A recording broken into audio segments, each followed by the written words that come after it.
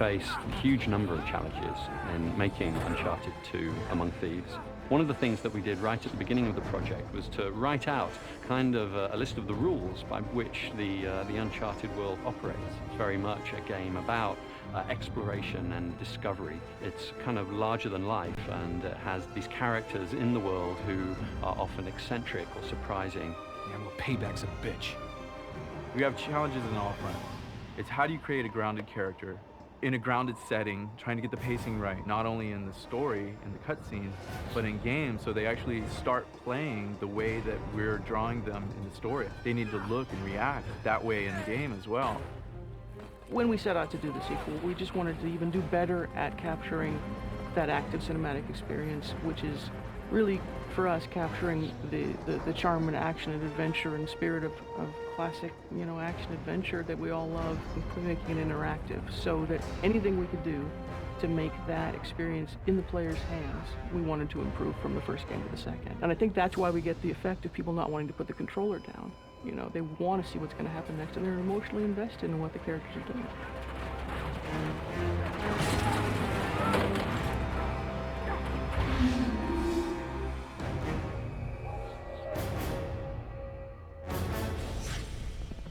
He's got a really unique character in Nathan Drake, so we really wanted to delve deeper into the character, figure out what makes him tick, and expand the cast of characters to allow him to have a lot of different individuals to play off. Nate, this is Carl Schaefer.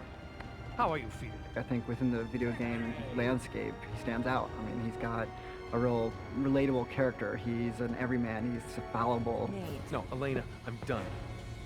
Now, come on, I'm through playing the hero.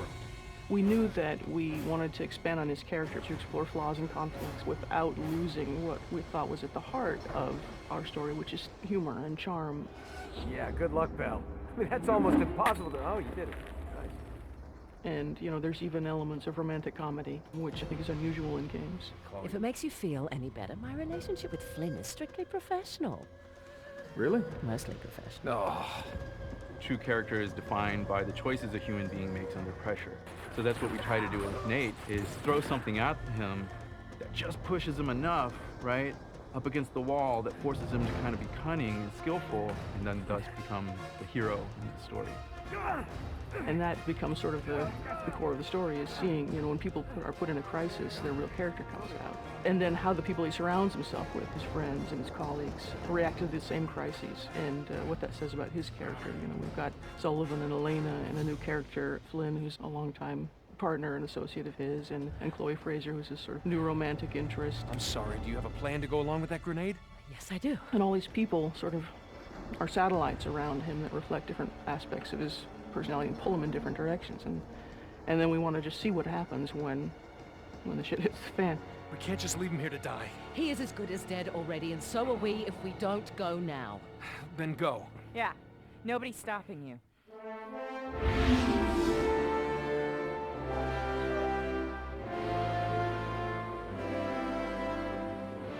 Uncharted has always been grounded into reality, and we try to thread the fiction and reality. We try to push it as much as possible to the fantasy, but it's still believable.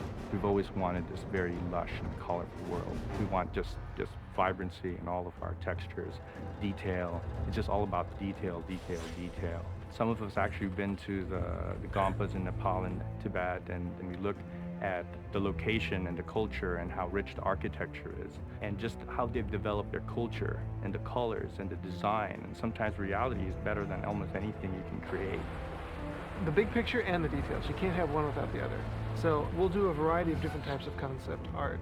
We'll start off with sort of the big production paintings that give you the breadth and scope of what the level's supposed to look like. And they'll do tons and tons and tons of pages of, what do the pipes look like? What does this look like?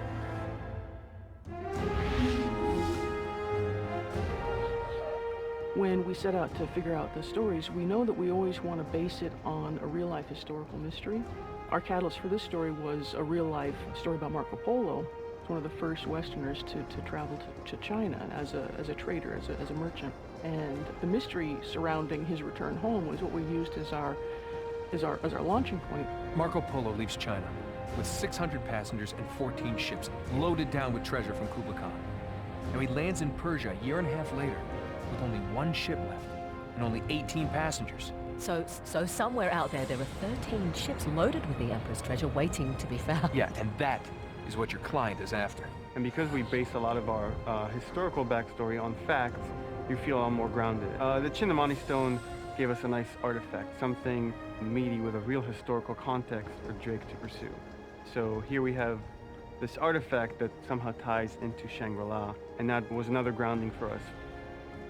A lot of people pay lip service to trying to tell a good story in a video game, but they don't really take the steps necessary to deliver on that promise. And our team really has embraced that challenge, and I think we're providing a level of character-driven plot that most games just aren't capable of doing. And we combine that with a really rich gameplay experience that weaves that narrative into the game as you're playing it, and it's just that whole package that we're bringing is what I'm most proud of. But what is it they say? Fortune favors the bold. Right.